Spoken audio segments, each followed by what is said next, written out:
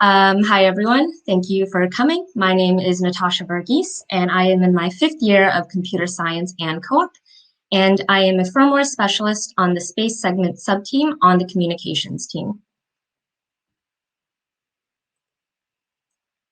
So essentially, the goal of the comms team is quite simple. We're making a satellite link between the CubeSat and the ground station at McMaster.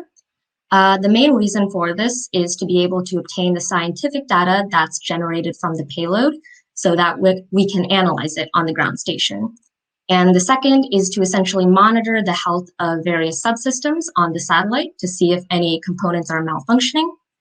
And the third is to be able to telecommand the satellite and send different commands. So for example, turn on or off specific devices or push up firmware updates. So here I have a high-level block diagram of the system.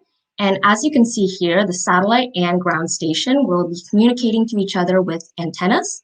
So here the satellite will be transmitting information to the ground station via a downlink in the ultra-high frequency range, which is anywhere between 435 and 438 megahertz.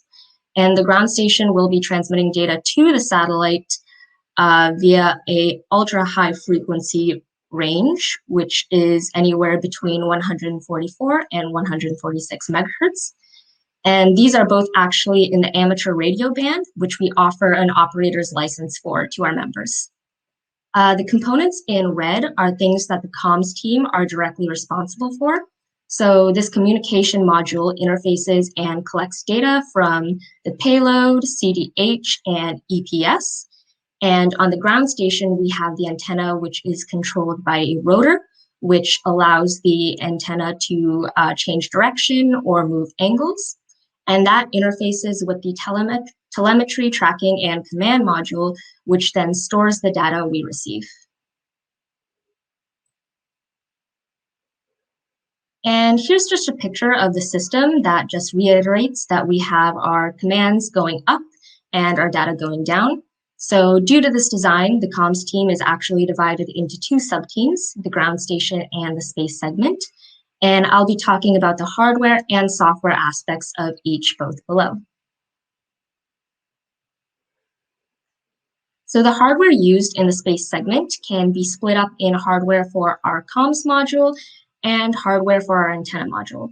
So here we have our comms board. This is our Rev3 comms board, and it's actually designed in-house by students on the team.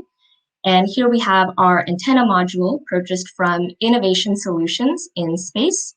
And one cool thing about the antenna module is that when it's launched into space, there's a sort of fishing line that connects these antennas and holds it close to the body during launch. And when the fishing line starts to burn, it snaps and the antennas kind of go flying out and they can start transmitting and receiving frequencies.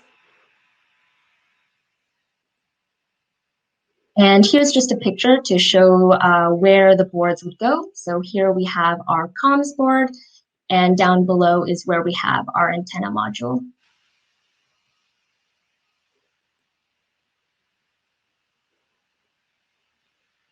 Right, so for our space segment, we have this general software hierarchy.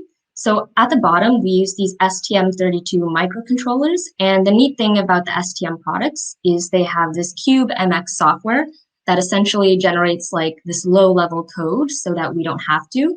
And it creates this hardware abstraction layer to essentially separate the hardware from the software.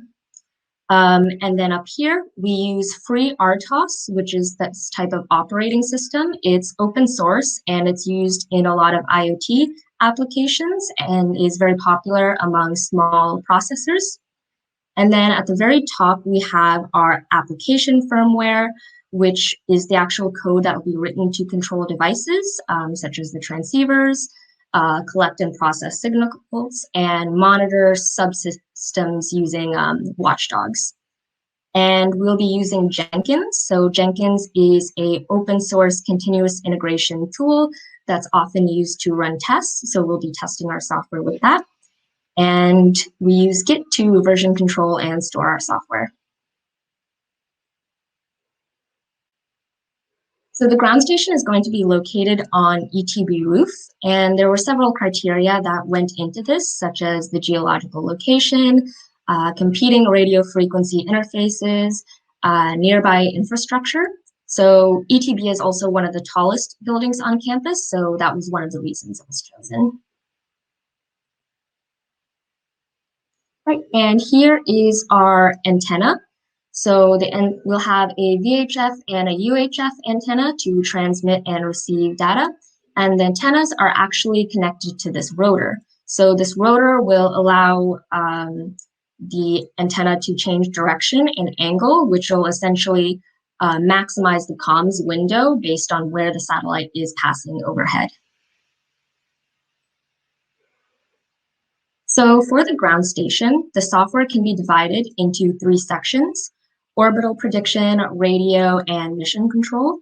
And we use the software-defined radio to essentially be able to receive packets from any sort of satellite, space station.